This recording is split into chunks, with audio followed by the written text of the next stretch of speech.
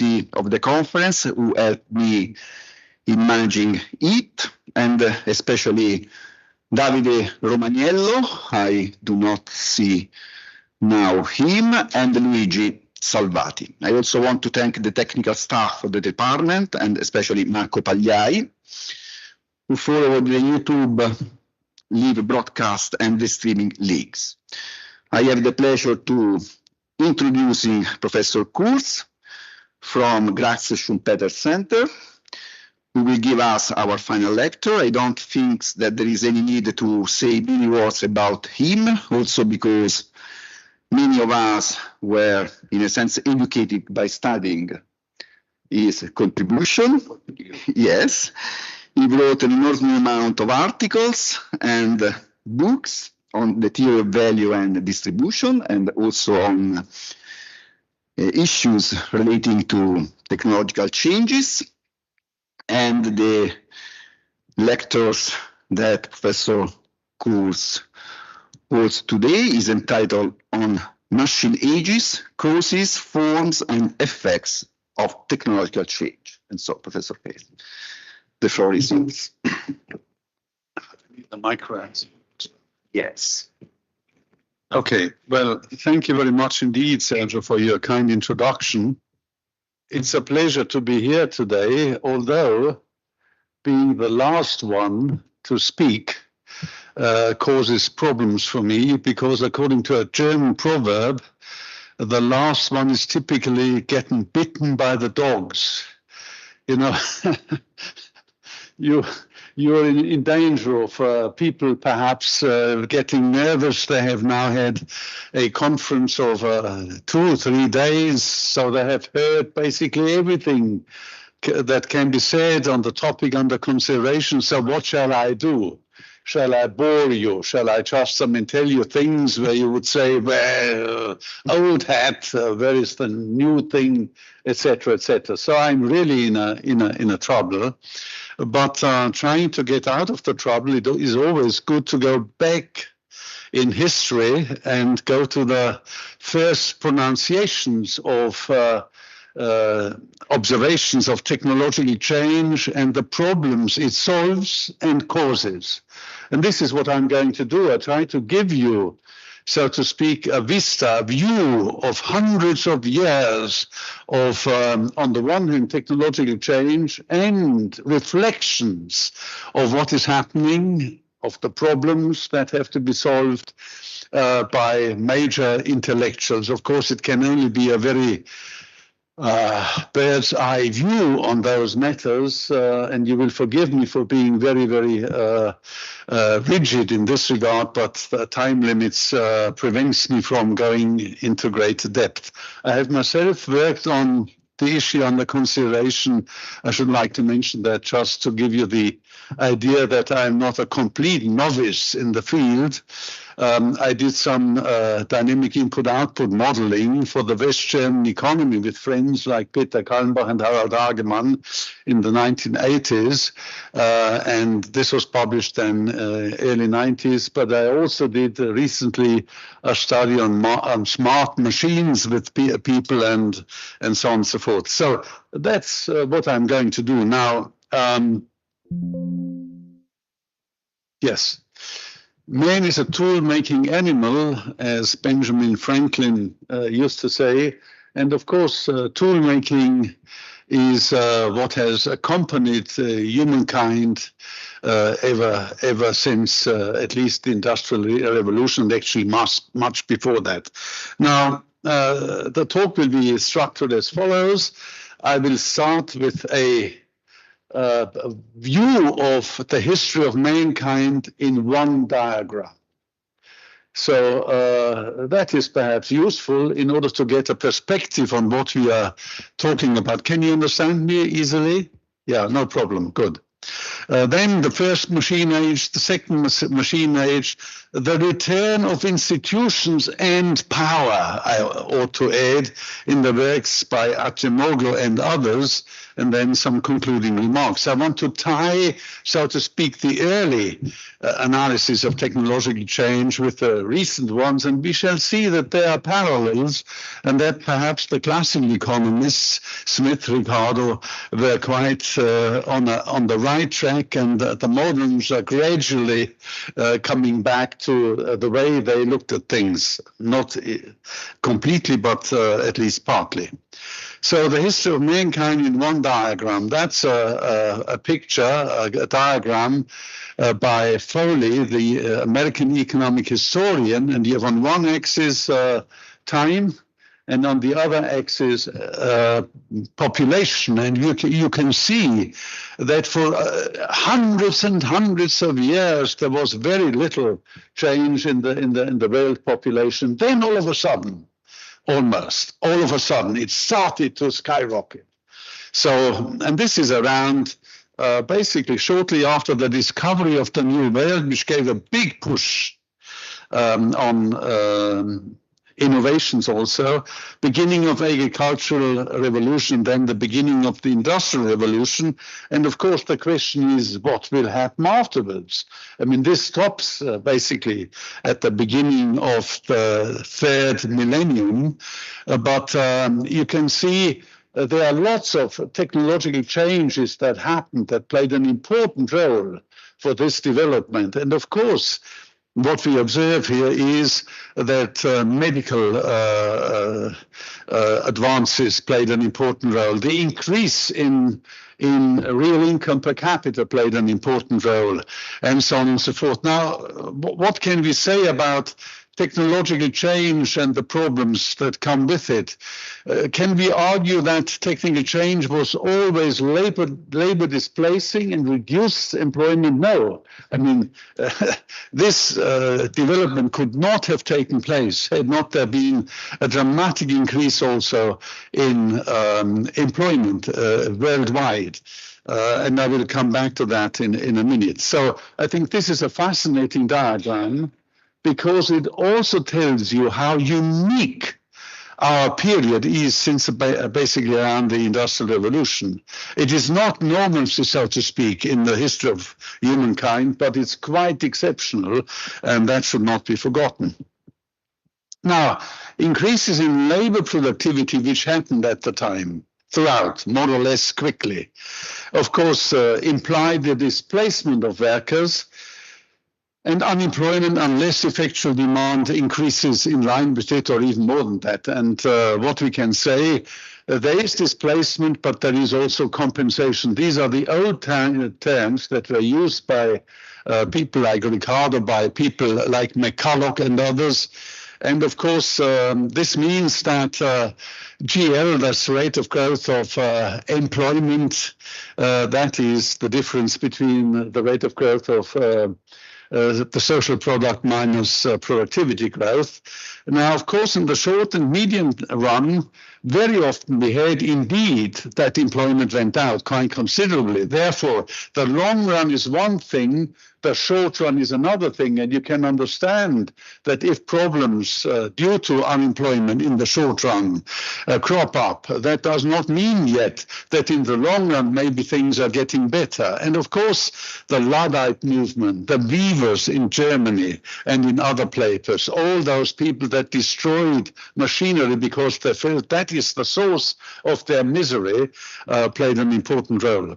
Now, clearly enough, what ought also to be said, when we talk about employment, that's one thing, but how much are people working? What is the normal week or a month or year of people working? And of course, this is here given as age, the hours worked. And what we also observe across time, that average hours worked, at least in certain periods of time, have been reduced quite a bit, and over lengthy periods of time. There is a reversal in recent times, at least in some countries. But you see, all this has to be taken into account. Now, What about first authors writing about what is happening in this new world, if you wish? Adam Smith coined the phrase that the quantity of science, that's his term, available to a nation and put to productive use decides about the productivity and wealth. You see, this is in 1776, long time ago, prior to the concept of the knowledge economy. And of course, he was of the opinion that one of the sectors that will emerge and become more and more important as a part and parcel of the deeper division of social labor was the emergence of a sector we today call research and development and innovation. But that was already there at that time. Karl Marx argued that in capitalism, labor productivity increases as in a greenhouse. So it's a hotbed for technological and organizational change. And he also pointed out that productivity is growing geometrically. And it is, so to speak, a continuous process, not only once in a while. Of course, it comes in cycles, etc., but it's a permanent phenomenon. So you move out of a world in which there's hardly any change, and you move into one in which there's permanent change. Joseph Schumpeter wrote, "Innovations are the overwhelming fact in the economic history of the capitalist society. And if you do not understand the role of technological change, you do not understand the system under consideration."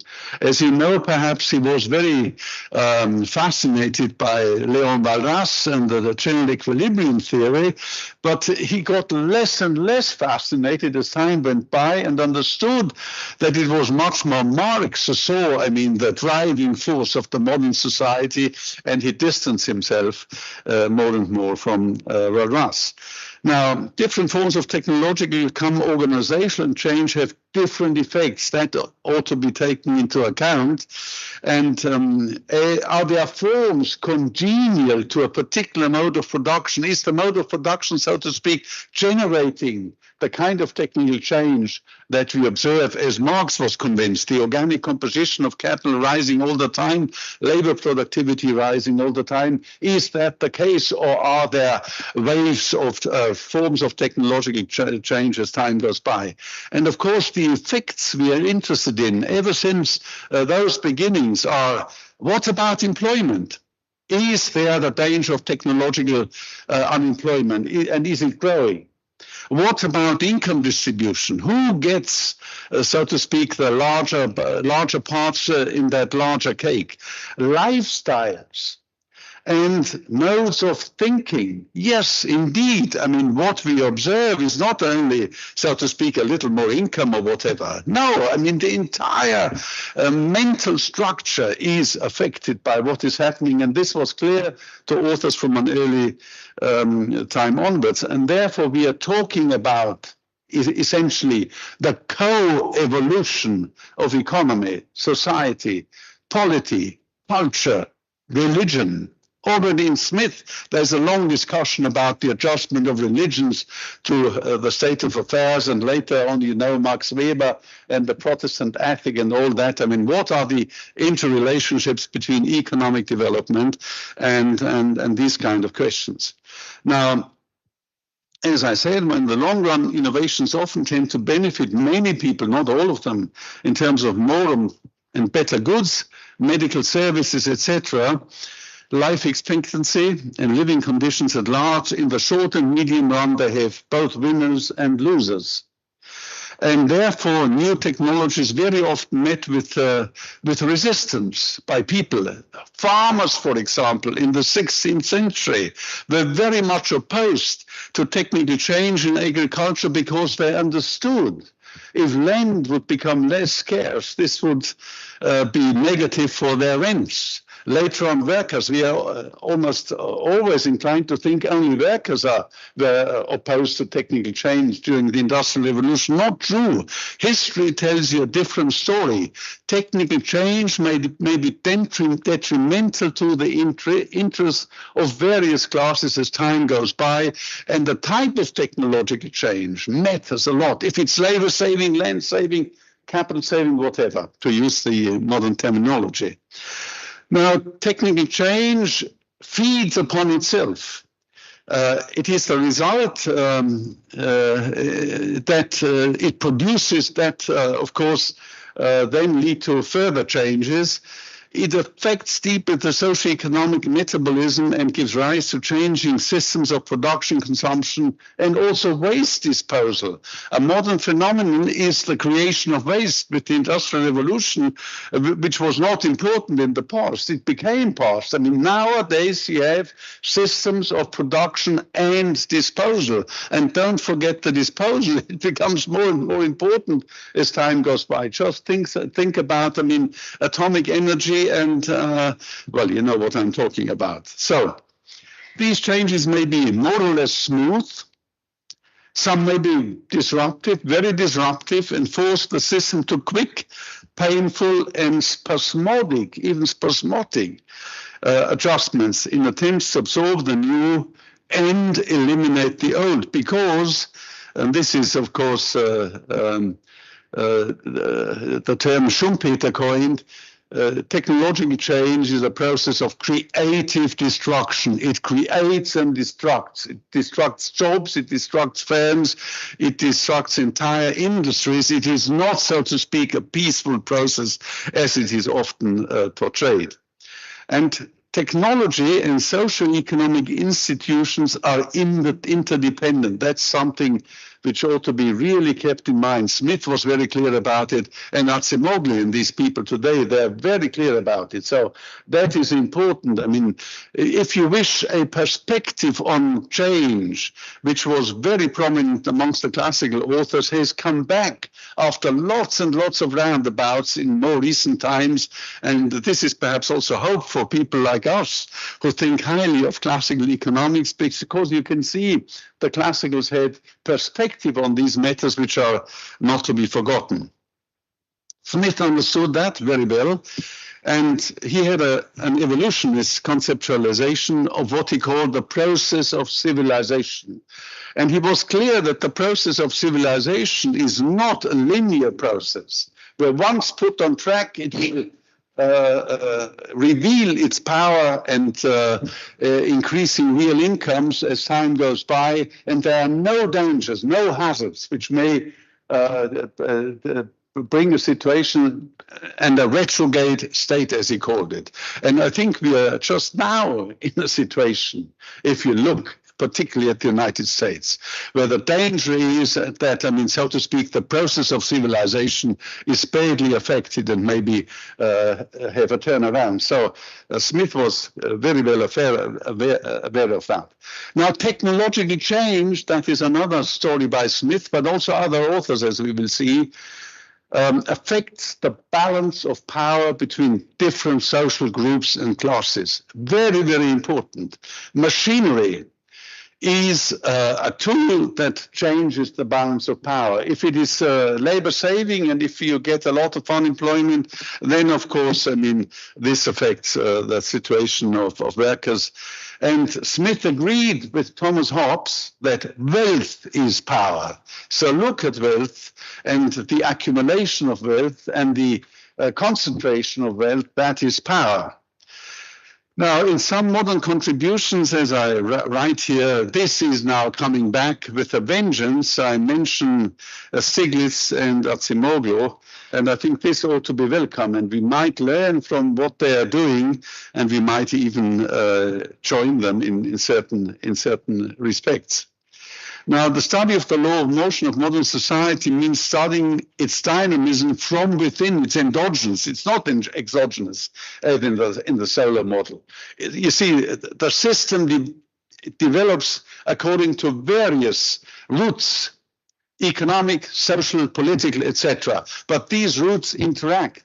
And therefore, I mean, you cannot just say, I mean, I'm an economist, I don't care about what the rest is playing. You must take that into account. You must have a more wide vision of what is going on, because otherwise I think you will mistake, so to speak, the essence for something unimportant and vice versa.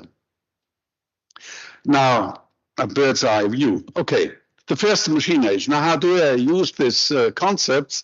Very easily, I use a differentiation by Brynjolfsson and McAfee of 2014. The first machine age is the age where machine power replaces progressively labor and animal power, but machines do not yet learn by themselves. They are not yet, so to speak, entities which improve as time goes by utilizing data, correcting routines, etc., etc.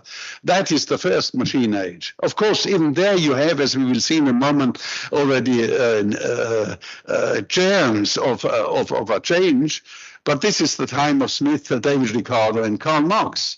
Now, Charles Babbage is an important author, a Cambridge mathematical professor, inventor of the father of the computer, inventor of the first computer, who anticipated already some of the things that were to come up later on and about which we are talking today. So the second machine age starts a little bit where machines indeed are self-optimizing, are organizing, are eventually leading to a situation where, according to some people, there might be a turning point, a tipping point. And that is where machines are more intelligent than people are, and are able to do everything better and not just a few things. And what then? So, however, what the second machine age brings with it also is something that is, I think, very important. It brings with it superstar firms. Firms using these kind of new technologies that are self-improving, and once you are ahead of other firms, you're a monopolist, and it is difficult to see how you can ever be stopped from staying one. So we have a new situation. The question is whether Smith's idea that monopolies can be can be attacked and removed. That is a question. And so we have to talk about superstar firms and a division, a segregation within the economy between, if you wish, a competitive sector and a monopolistic sector, where the few huge companies, rule the roost. But the first question we have to ask here in this historical perspective on matters is, why are there innovations at all? This was far from clear that they would happen, apart from, you see, a few rich people wasting their time in thinking about problems and providing solutions. No, but why are there innovations? We have heard that, they always question vested interests, be they farmers, be they workers, be they firms. So there's a lot of opposition. And on top of that, there is, of course, the problem of public goods, quasi-public goods. If you invest a lot in new inventions, if you create knowledge, others can copy it without incurring the cost. So why are there innovations? That's a very crucial question. And that is a question at the bottom of the question of why didn't the Chinese succeed in the 16th, 17th centuries? Why was it Europe? And very briefly, there's a book by Joel Mokyr. These were actually the Graz Schumpeter lectures a few years ago.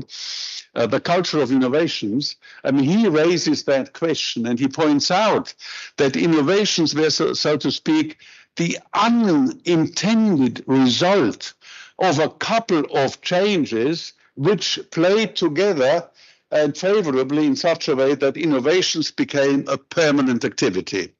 And he speaks about the culture of growth, but innovations is the important thing. Is about institutional changes in Europe. And I cannot give you, this book is very fat and very interesting. I recommend it to you a lot. There was rivalry in Europe amongst small countries, and they tried to get the best minds, attracting them from other small countries. So there was a competition for the best minds and intellectuals. That is one thing. And secondly, for other reasons, there was a reduction in the access costs of knowledge and information. Due to the creation of I mean, here it is mentioned learned societies, academies, etc. So the access cost to information was reduced. These are just two elements. There are many more, but institutional change in Europe across those little countries, Holland, the United Kingdom, etc. They provided the ground for the Industrial Revolution, which then, I mean, led to innovations as a permanent process and driving the system. And also the emergence of new science, political economy. It is not, I think, an accident that political economy came about at that juncture where all of a sudden the thing started to explode. It was both empirical and analytical, think about Petty, and geared towards bettering the living conditions of mankind. That was an explicit goal by Smith, for example.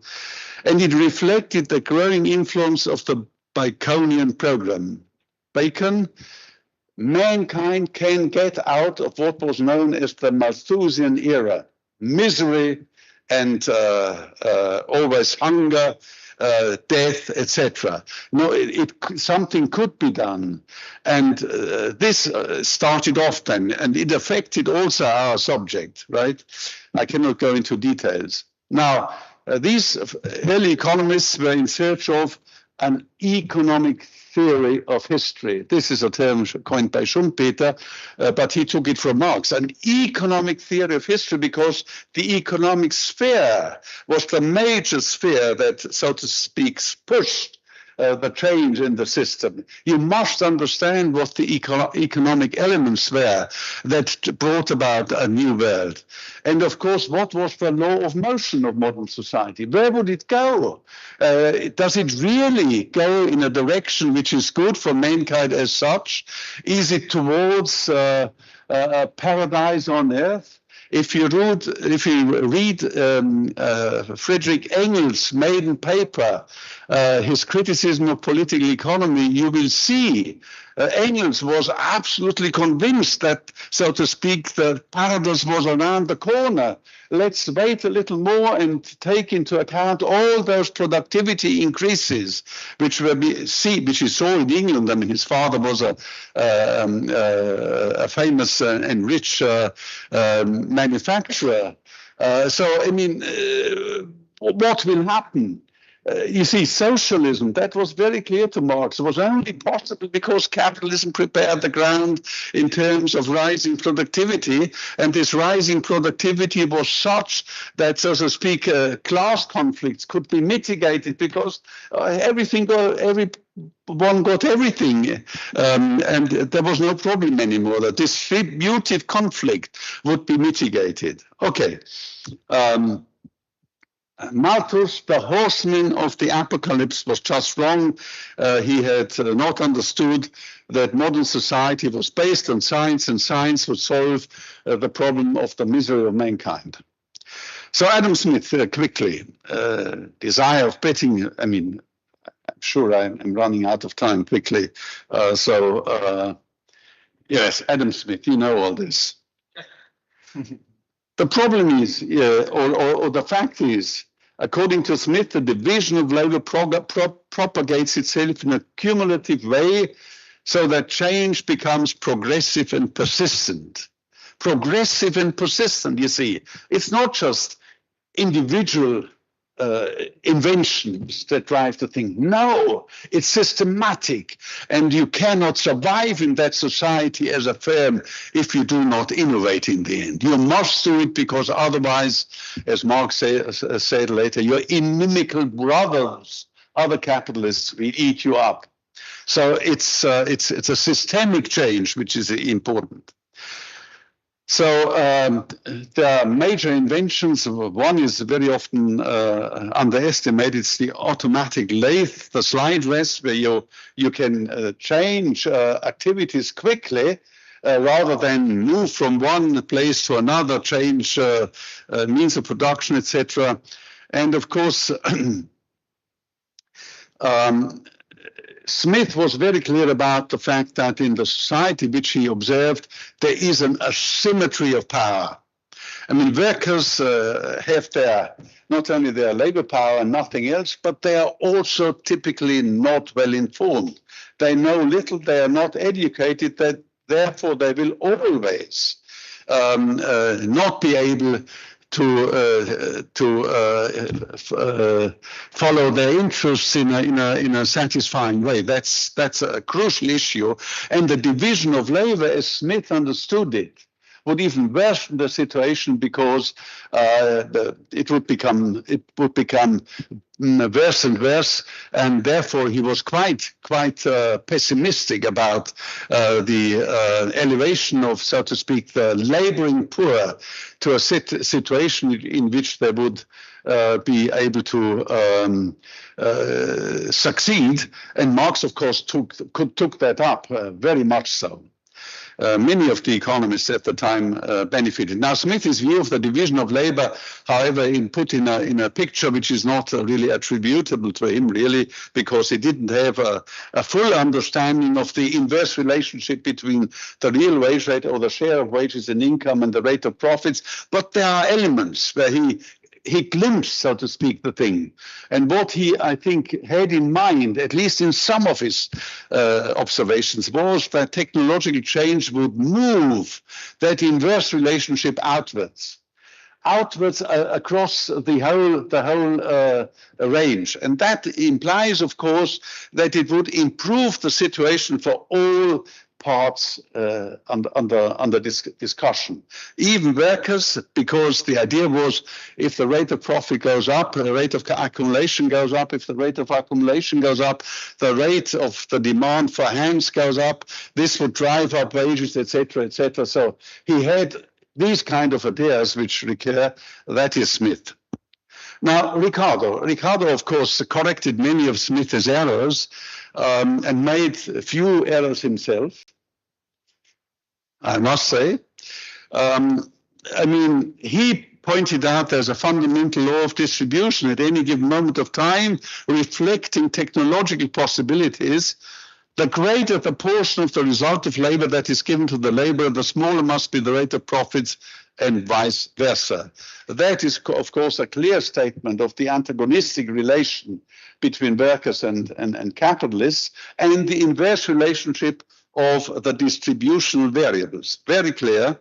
And technological progress, according to Ricardo, basically counteracts the tendency of the rate of profits to fall due to diminishing returns in agriculture, on which Malthus insisted so much. So technological progress really is, so to speak, the vehicle out of diminishing returns in the system as a whole, because agriculture is like that.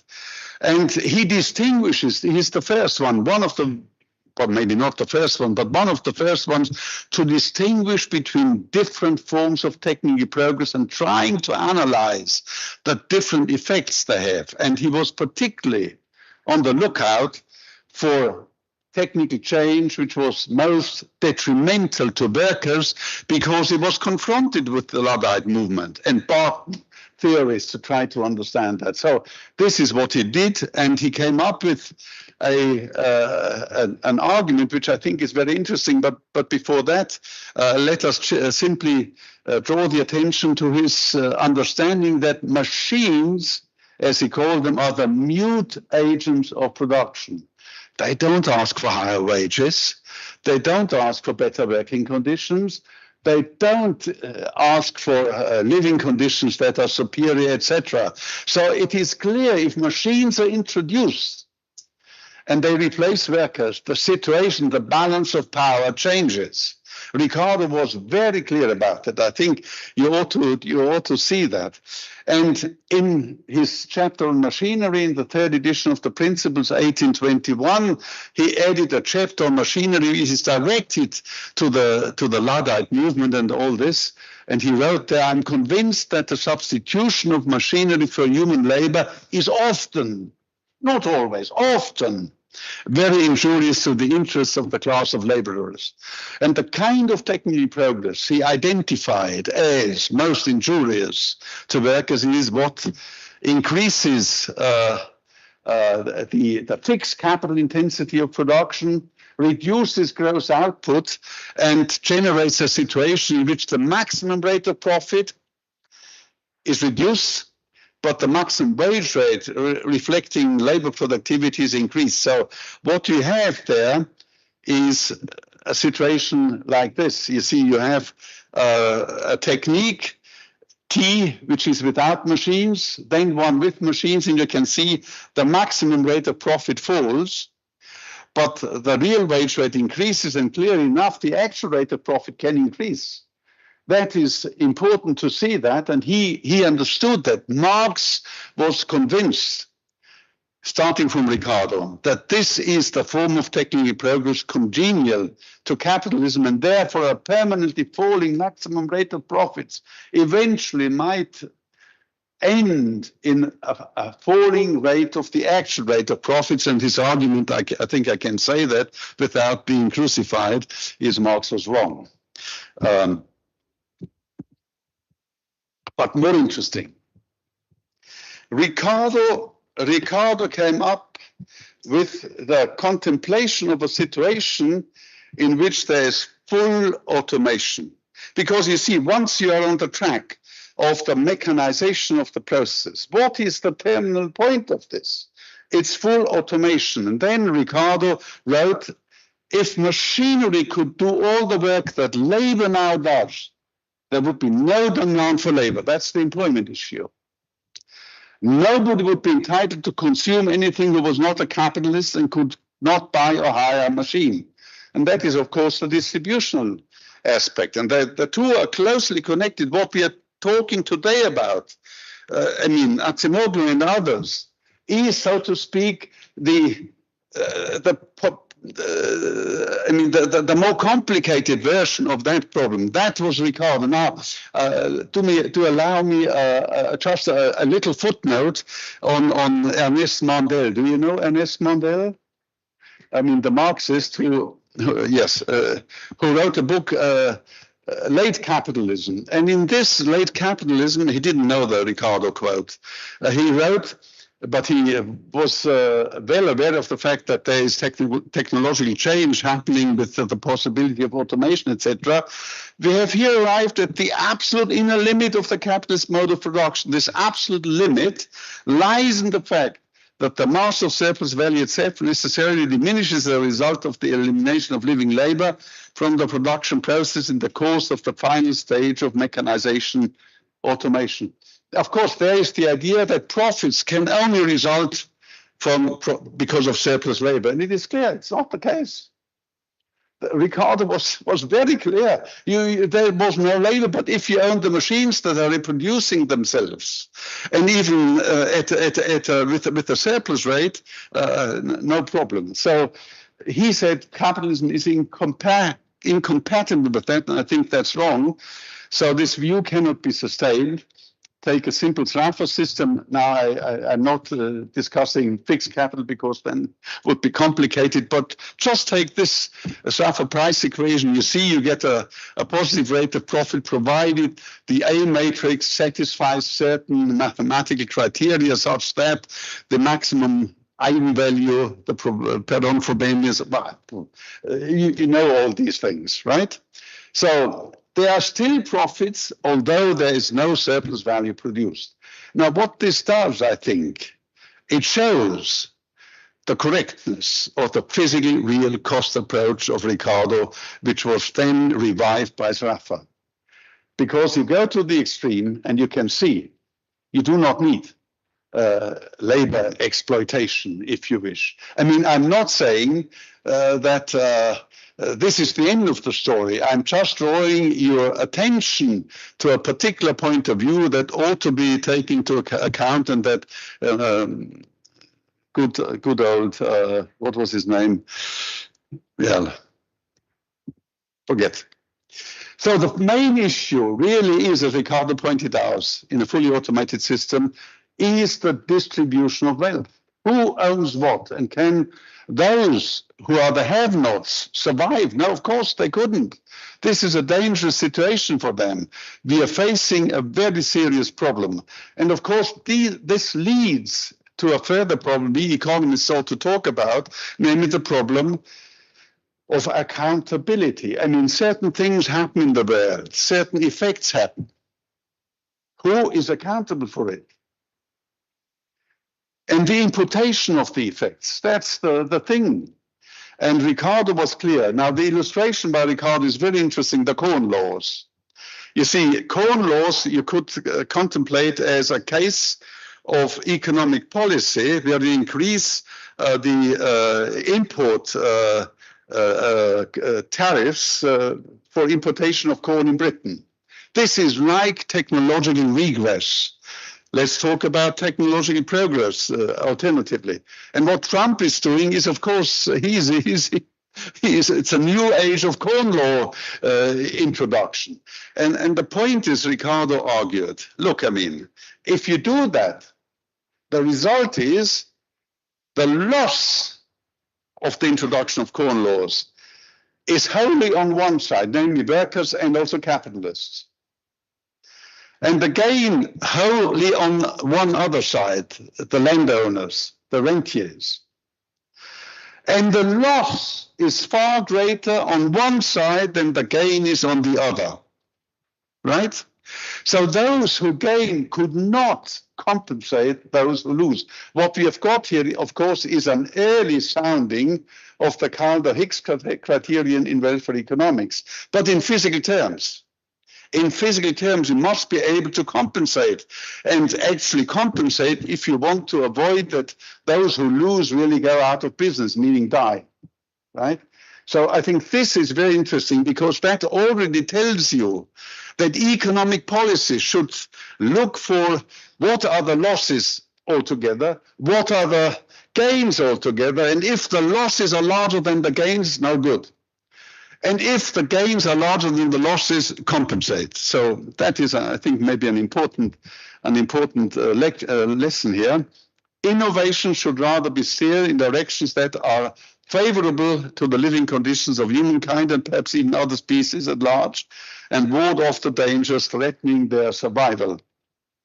So it's a problem of inclusiveness, right? Okay, now, the second machine age. Do I have 10 more minutes? Are you still interested, or is it just you know everything anyway? And so who is in favor of me leaving now? Because I would not mind. Oh no, sorry. The second machine age. Now, of course, this is very broad. And the beginnings, I said, Charles Babbage. Charles Babbage published in 1932, first time in fourth edition, 1935, on the economy of machinery and manufactures. And what he did actually ushered in the dawn of a new age, since he pointed out the division of labor as we know it from Smith, affecting manual labor. The division of labor can be applied with equal success to mental as to mechanical operations. That's the point, mental and mechanical operations. And ensures in both the same economy of time. It's labor saving, time saving, right? Mechanical operations and mental operations, that's the idea, and that's what he was trying to get at. The arrangements which ought to regulate the interior economy of a manufactory are founded on principles of deeper root and are capable of being usefully employed in preparing the road to some of the sublimest investigations of the human mind. So artificial neural networks as a branch of AI come quickly to one's mind. 1835. Now, Babbage superintended the development of the calculating engine, then of the analytical engine. In 1837, only the first was built, the second one not. It existed in, so to speak, in construction. A mechanical general purpose computing machine which paved the way to the computer. And he is now called the father of the computer. Now, in this project, interestingly enough, because we hardly ever hear about women in economics, there was involved Ada Lovelace. She was the daughter of the poet Lord Byron, and nowadays she's known because of the programming language Ada. So here we have an important contribution to modern times by a lady who was working together with good old Babbage. So, sorry. The point is, what is needed in every case when there are major breakthroughs, there must be also breakthroughs that are complementary to the major one. That's a story to be told time and again. I cannot go into details, but also here.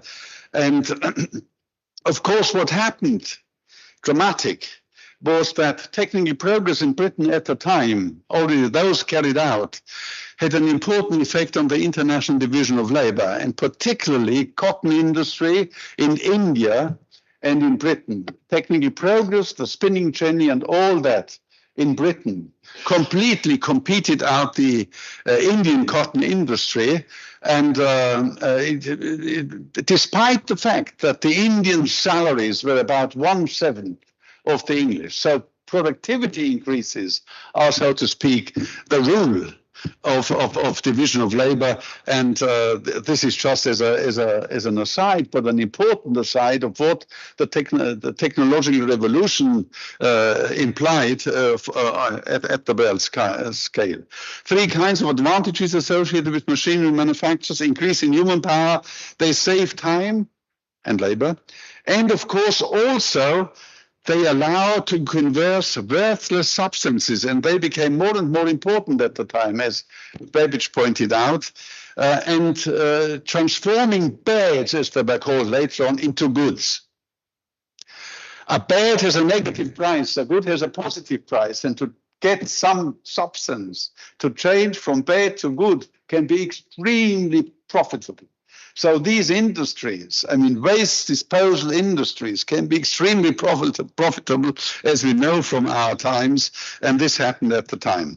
Now, Babbage criticized Smith because Smith thought that, I mean, they are still workers and they should have a division of labor amongst themselves. But the important thing, what Babbage pointed out, was the division should be between tasks and people performing the tasks. And if you can, so to speak, tailor the tasks to the particular product under consideration and employ people accordingly, you get an additional increase in productivity, which is not being discussed by Smith. So I must hurry on. Now, danger of technological unemployment. Babbage was optimistic, but he saw the problem. I mean, he saw the problem particularly with regard to automation. And this is now a principle he enunciated, which I think we should keep in mind and which recurs in writings by Acemoglu and others. And the principle is every person employed should derive advantage from the success of the whole. That's the criterion. Every person employed. And it should not be the case that some are, so to speak, eliminated and others get the whole lot. That was the Babbage principle. He said, you see, everyone should be included in the beneficial outcome of the whole. This was also Adam Smith with regard to free trade. He's often misunderstood. He was very clear that the East India Company destroyed, so to speak, the benefits that could otherwise occur also to those poor countries in the East. So it matters how markets work, whether they are under the spell of the East India Company, an institution which was installed by the British government, etc., etc. So important. We shall come back to this.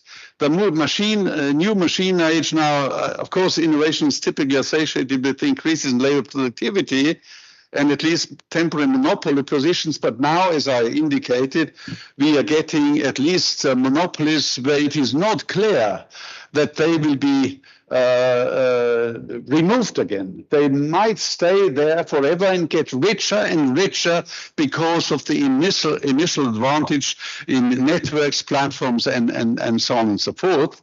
So the political power, which then is also accrued in those companies, are really completely dangerous for democracy. And if you saw the big tycoons attending the inauguration of Trump, you know in which direction we are getting, and the kowtowing. It was really amazing. I mean, there are people who can now buy continents even. Not only countries, they're so rich. And you must be aware of the fact that wealth is power. Don't underrate this fact. And it was very clear to these guys here. Now, there's still significant uncertainty about the productivity enhancing potential of machine learning, but I think it is quite dramatic. There is the idea that maybe it's just the calm before the storm. I will not go into this. No time. But what we observe, as was pointed out, for example, by Stiglitz and others, we have a situation in which, with artificial intelligence, the winner takes all dynamics take place. The winner takes all. You have a concentration of money, of wealth and income and political power that is enormous, and society must be aware of the danger that is implied by that if someone still wants to preserve democracy. The problem is, of course, democracy is a problem itself, because you see, those for whom many of us try to argue don't care about what we argue. They vote for Trump. That's the problem. The problem is that all our intellectual endeavor may be running dry because a lack of transmitting our messages and being understood. And if fake news which are spread are strong enough, I mean, and they currently are strong enough, we are in deep trouble. I mean, the entire enlightenment phase is in trouble. Okay, now, I don't know. What I just wanted to tell you is, in a Schafian classical framework, you can, of course, portray what is going on in terms of this little diagram. On one axis, the wage rate, you have segregation amongst workers. You have on the one hand, I mean, the skilled ones, those that can do the new tasks, that know how to handle the new machinery, and the unskilled ones, and the spread is perhaps increasing as time goes by. But there is also the segmentation of firms. Here, I mean, simply a monopolistic segment and a competitive segment. And as technology proceeds and artificial intelligence becomes more important, that thing moves outwards, that is in our direction, but it moves more quickly in the direction of the monopolistic part, R sub M, rather than the R sub C, that is the competitive part. And you can see the competitive part may have an increased maximum rate of profit, but the actual rate of profit may be falling. This is what I wanted to portray here. I hope you can see it. If not, I mean, too bad for you. I'm sorry. Now, the return of the works, 5 more minutes. 10 minutes. Oh. So let me try to tie this up with recent developments. And what I did for the sake of this presentation, I just looked at Asimov's so-called Nobel Prize talk. Of course, it's not the Nobel Prize, but it's the prize of the Swedish Riksbank. And what he does, and I think this is interesting, he develops his argument in terms of what he calls the utility technology possibilities frontier. The utility technology possibilities frontier. Well, utility, I at least, we are a bit reluctant to use that term easily. And here it is also a problem. I did not really understand what he does, because he has a diagram in which, let me show you the diagram, this diagram, there is U sub P is the utility of the poor. The utility of the poor. Apparently, this cannot be the utility of a single person. It must be all the poor. So utility is cardinal. It can be added up. There's a problem, maybe. And utility of the rich on the other axis. So this These are the two classes, if you wish. So you immediately, I think, understand this is very similar to the WR relationship in some sense. Of course, in a utility framework, so I mean, camouflaging in a way what is behind all the thing. But what he says in his talk is very clear. He says, well, utility or income. Okay, utility or income, whatever. The idea is technological change moves out that frontier between you, P, you, rich. And of course, you, P, you, rich can be for all kinds of situations. He discusses, for example, settlers in colonies on the one hand and the indigenous. In this case, the poor are the indigenous and the settlers are the rich. Or he continues then also modern times, actual times with artificial intelligence. So the tycoons versus the ordinary people. So I mean, it's a passe-partout. It's one of, well, but the interesting thing is he has interesting things to say, and the most interesting thing to say is he connects now the WR relationship to institutional change. He says, if we move along the frontier, then nobody can assume that this will leave institutions untouched. For that a while after the publication of Pierre Jaffre's Production of Commodities, some people here thought that you can move along the frontier without any further ado. And of course, Jaffre did not underwrite that idea. You may within limits, but if you go very far towards, I mean, say a rate of profit zero, I mean, maybe, we know from Kalecki and others, there would be something happening. So, and this is happening here. Institutions change. And you can even have a situation where the contending parties here might destroy institutions if they think it's in their favor. Destroy democracy if you think it's in your favor.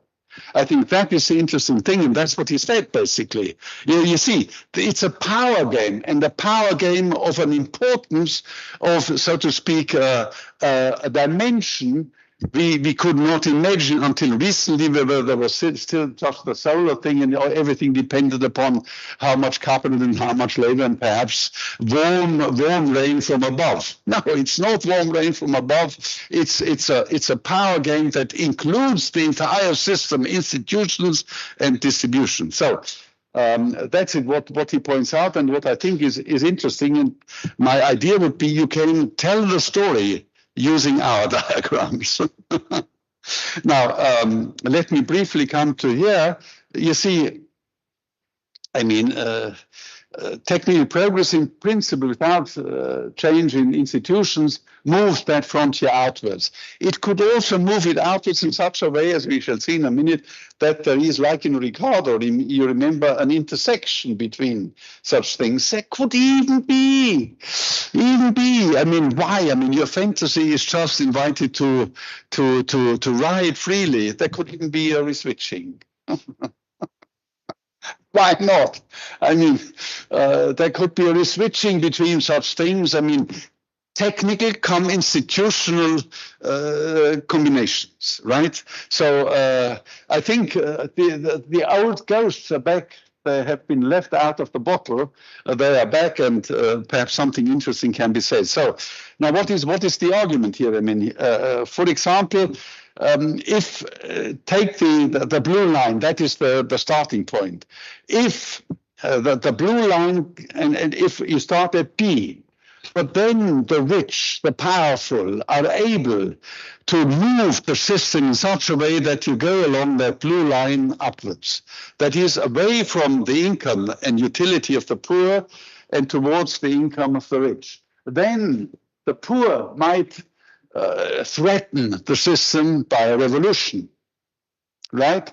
They might threaten the system by a revolution. And this might then imply that even the rich are inclined to change certain institutions in order to counter that. And this means that despite technologically high levels of income, you go back and you go on a inferior level of technology and institutional outset. So that is, I think, the interesting idea. And of course, this is now something where you can say, okay, I mean, technological change is there, but the question is how it is executed, how it is installed. I mean, artificial intelligence is just a word, but how do you equip workers and also managers with artificial intelligence systems in order to perform their tasks? That's the issue. Now, the important point, I think, is that artificial intelligence is also a threat to managers. Not to high-level managers, but to medium and low-level managers, because these machines can do these things, and therefore many of these people will lose their jobs. It's not only those that have learned nothing and are unskilled and so on and so forth. But the question is, the future worker, the future manager in whichever position, what is the combination of human activity and skills, etc., and what is, so to speak, the helper, the artificial intelligence system? This will move as time goes by, for sure.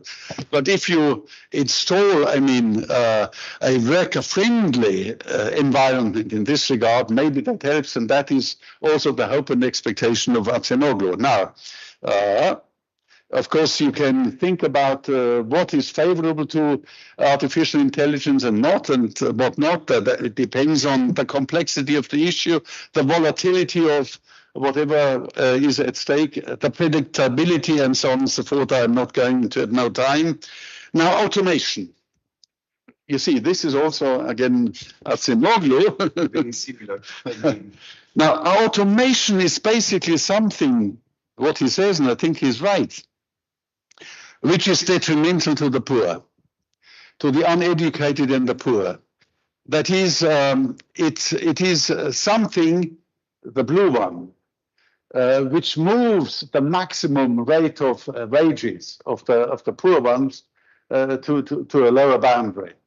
But you see, it depends upon circumstances, and this is the next picture I would like to give you, in which it says, well, you see that if workers are equipped, and if the kind of technical progress that is taking place and the implantation of it is such that, I mean, they are not completely deprived of their power and of their negotiation power, then you might arrive at a situation where eventually, this is the black one, and you perhaps arrive even here, and you see, they may benefit from technological change. In other words, technological change is not a one-way avenue which has no alternative for those who are badly affected by it. No, it is. It depends on how. So I give you only the flavor. I cannot go into details. It's too difficult. But you see, the problem is that these frontiers are only frontiers defined with regard to a particular institutional setting. And that institutional setting can be badly or positively affected by what is happening, and therefore you move inside or you move outside. That's, I think, important, and this brings in the entire political sphere in our economic argument. It's political economy we are concerned with, and I think that is important. So let me conclude.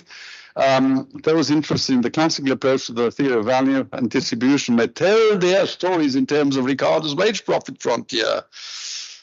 How it shifts as a consequence of different forms of technological progress and how these changes interact with institutions, the co-evolution, blah, blah, blah. Yes, concluding remarks very quickly. Technological change never has and never will be, I presume, unless, I mean, means and ways are found to do it. Distribute the benefits and costs associated with it equally amongst all members of society. It is not the warm rain invoked in the solar growth model. That is just a myth. No? It falls down and everyone benefits from it. It opens it opens a horn of plenty for some, maybe only for some, and implies distress and even misery for others. The Babbage principle is important for civilized society to be installed. Every person employed should have advantage from the success of the whole. Now, from an economic policy perspective, this goal can be approached from both two sides, ante factum and post factum. Ante factum, by directing the forms of technological change, more in one direction or the other, as we just talked about, and post factum, by distributing the benefits. Now, directing technological progress is one thing, as I said. Technological progress has always been directed in one way or another by the military interests of a nation, the wants and wishes of the rich and powerful, and so on. As Ricardo was clear with regard to policy measures such as the Corn Laws, but also with regard to innovations, there are cases in which the loss is wholly on one side and the gain wholly on the other, and the loss, the two criteria, is far greater on one side than the gain is on the other, and these should be avoided, if possible. Now, that's not easy because loss and gains are not there at an instant. They came as time goes by, and we cannot really anticipate whatever is a gain and a loss. So, I mean, it needs a lot of speculation also and understanding and research. But that's the issue. Innovation should rather be steered in directions that are favorable to the living conditions of humankind, and so on and so forth. And finally, compensating the losers. As I already told you, Schumpeter called creative destruction. People typically admire the successful innovator and the creative part. They tend to ignore the destructive part and the losers. Smith actually speaks of a corruption of moral feelings. If you think I should look what the rich are doing and look down on the poor. This he considers a corruption of our feelings. And of course, we are living in societies in which that corruption of our feelings is quite widespread. Both parts ought to be imputed to the innovator. He's responsible for the, right? Now, how to involve the innovator in compensating the losers? That's important. In the absence of ideal risk markets where you could buy an insurance against unemployment in the future because of new technologies, and there is no, Arrow and others have worked about this, there is no full complete risk market. In the absence of ideal risk markets and confronted with fundamental uncertainty, the costs and benefits of innovations and their distribution amongst agents will only become clear as time goes by. This excludes the possibility of compensating those who lose ex ante and necessitates compensating them ex post. I think that's a fundamental insight. You do not know now what are the costs and benefits. They accrue as time goes by. Hence, a scheme of redistribution of income and wealth appears to be indispensable. It cannot be rejected with reference to the efficient functioning of ideal markets, because in the turmoil caused by the process of creative destruction and its effects on the balance of power in society, there are no such markets. Thanks very much indeed. Sorry for being. So, I think that we can have time for one or two questions, no more. Okay, if there are some questions, otherwise we can close the conference. There is some question from the floor. Yes, one, Ettore Gallo. Yes.